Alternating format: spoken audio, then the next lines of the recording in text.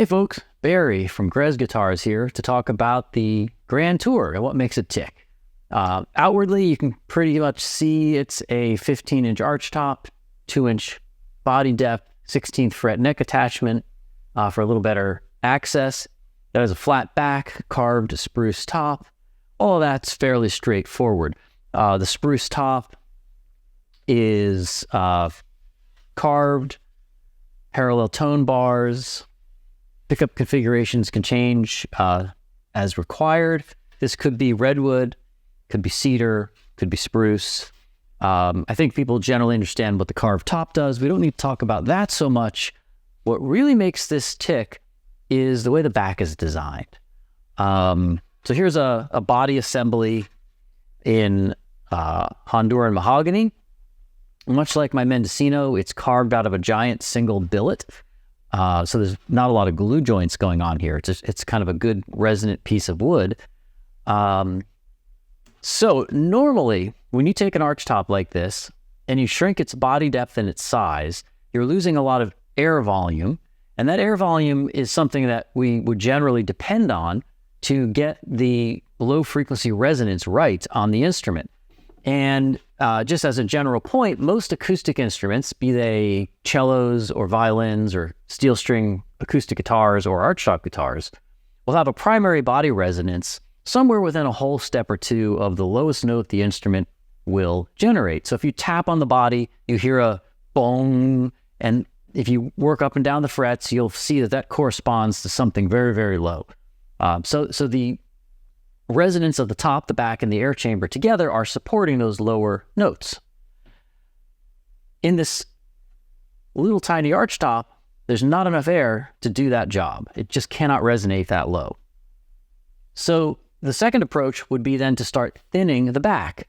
As you thin the back out, it starts to get a little looser and it resonates at a lower frequency. That works to a certain point, but eventually you get to a point where the back is gotten so thin that structurally it can't do its job. So we can't thin it enough to get it to resonate at a low enough frequency.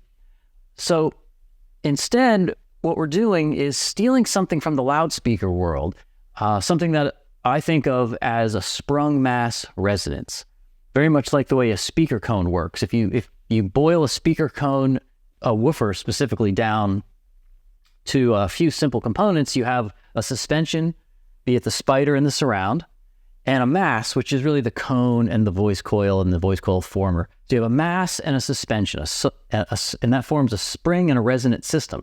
So depending on how loose or compliant the suspension is, and how much mass the cone has, you can set that to resonate wherever you want it to.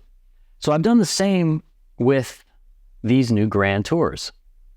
Taking them back down as thin as I can to its structural limit. So it's still structurally doing what it needs, but it's not resonating at a low enough frequency yet. Then I add mass to the center, and in this case, the mass is a chunk of mahogany that's left right in the middle.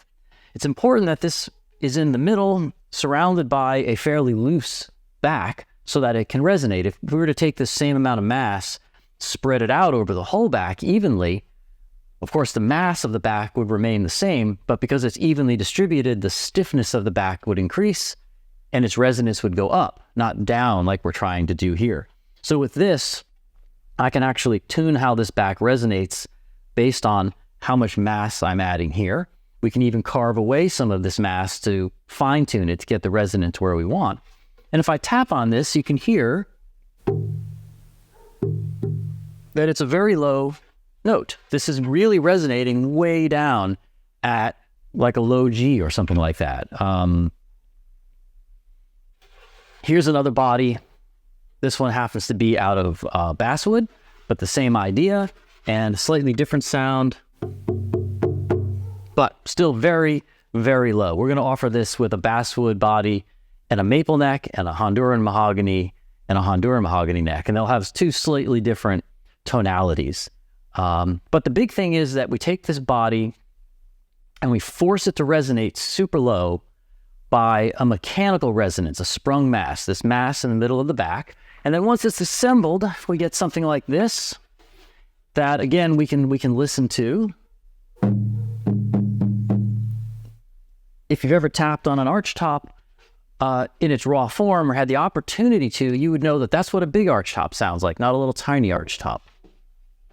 By having the low frequency resonance coming from something more mechanically oriented versus an air volume, it seems to be a little bit more stable. We all know that archtops and acoustic guitars are sort of feedback prone, and the common solution there is to cover your F holes, stuff them with something, fill the body with something. You're always trying to reduce the air volume. And with this, we already have a reduced air volume, yet the low resonance we want, so the tonality is right. But with that reduced air volume, we seem to have a reduced feedback potential. So if we play this,